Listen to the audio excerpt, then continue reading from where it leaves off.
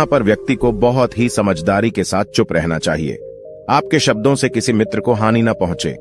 अगर आपके शब्द सामने वाले के परिवार या मित्रों की प्रतिष्ठा के बारे में बुरी झलक दिखा रहे हैं तो आपको चुप रहना चाहिए।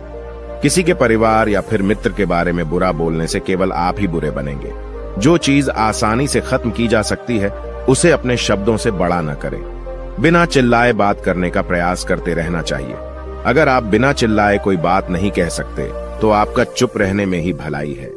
किसी पर चिल्लाने से आपके व्यवहार के बारे में पता चलता है। ज्यादा बोलने से चीजें हमेशा खराब ही होती हैं। कई बार कुछ रिश्ते ज्यादा तेज बोलने की वजह से टूट जाते हैं। इसलिए अपनी आवाज में मीठापन लाएं। आपके शब्दों से आपके दोस्त को हानि नहीं पहुंचनी चाहिए।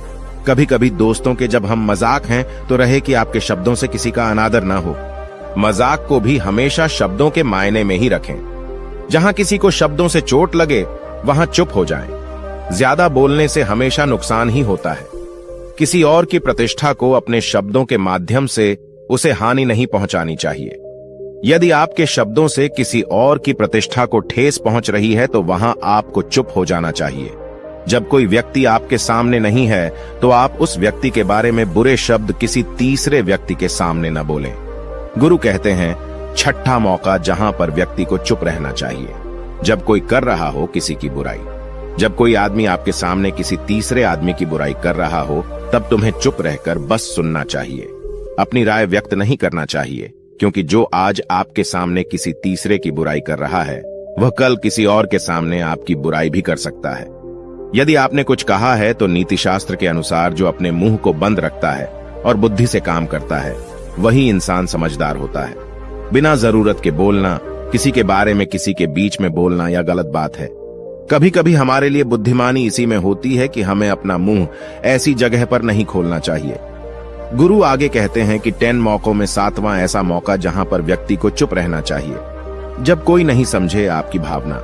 यदि आपको लग रहा है कि कोई व्यक्ति आपकी भावना, दुख या परेशानी को शब्दों में नहीं समझ रहा है, यदि आपको लग रहा है कि सामने वाला व्यक्ति आपकी भावना या दुख को या आपकी जो परेशानी है उसको वह समझ नहीं पा रहा है या समझने का प्रयास ही नहीं कर रहा है या वह आपको ध्यान से सुन ही नहीं पा रहा है, तो ऐसे व्यक्ति के सामने आप चुप ही रहें, क्योंकि ऐसे लोगों को आपकी भावना या दुख से कोई मतलब नहीं होता है।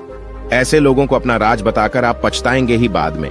इसलिए हर किसी को अपने मन की बात नहीं बतानी चाहिए। अगर आपको लग रहा है कि सामने वाला आपकी बात को नहीं समझ पा रहा है, आपकी भावनाओं को नहीं समझ पा रहा है, तो वहां पर आपको नहीं बोलना चाहिए, क्योंकि आज में आपका मजाक ही बन जाएगा जब आपको लगने लगे कि सामने वाला आपकी भावनाओं को ठीक तरीके से समझ रहा है।